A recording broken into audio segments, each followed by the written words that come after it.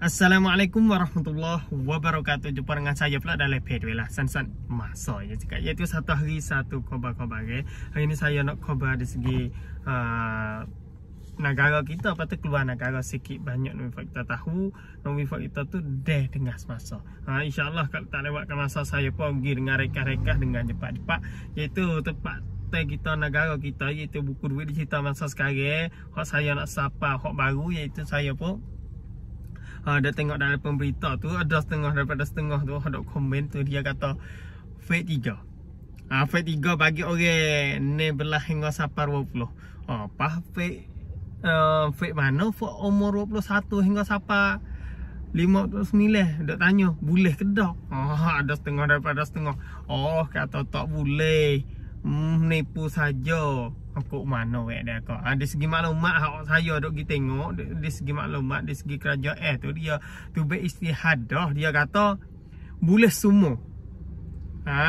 Bagi hak orang lepas. Bagi hak orang long tabian, bagi hak orang daftar nama, patut lepas tu boleh semua. Tak kira umur berapa boleh semua. Tetapi fake 3 yang nak mula umur 16 hingga sampai 20 dulu. Sebab phone tu orang panggil Y, orang panggil cara orang panggil chain phone tu guna apa application, guna teknologi baru-baru tu dah dengan semasa. Sebab tu dia nak terapak ni dulu. Umur 21 hingga sampai umur 59 tu nanti lepas pada ning lah.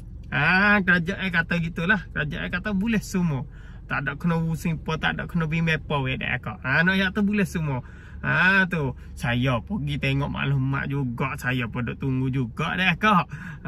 Buat tengok maklumat gini saya pun rasa apa kena siapa apa itu weh. Habis kita tahu tu kata boleh semua. Di segi kerajaan tu dia istihad kata boleh semua. Saya pun pusing jugalah mula tu kata boleh ke tak ni? Takut tak boleh kalau sajalah di segi kita duk daftar nama long terbian tu.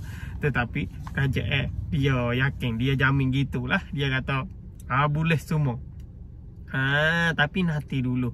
Nanti will lepas 16 hingga sampai 20 dulu. Fake 3. Tu. Kita rasa pun tak ada apalah di segi kerajaan jamin gini kah. Tak ada apalah fakta tu. Supaya saya sendirilah rasa pun tak ada kena pusing pun, tak ada kena apa lah di segi ni. Apa tu hak orang panggil bab bercara hak baru.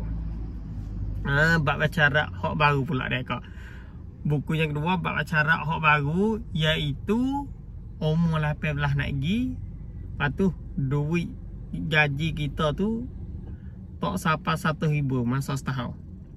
Lepas tu duit dalam banci ikut supaya dululah. Jangan bisa apa hak dia. Lepas tu ada harta tanah, kereta umur. Lepas tu tak orang panggil uned dia lagi lah. Tu di segi ni. Kalau masa apa kita tu ada seat, kita tu ada hak boleh lah di segi bab pacaran ni. Nanti dia daftar nama, nanti dia buka daftar nama, nanti dia buka long tabian, kita boleh long tabian, kita boleh daftar nama. Iaitu bila? Akhir bulan. Akhir bulan ni. Dia tak ada oyak masa, tak ada oyak hari, ada oyak wanti.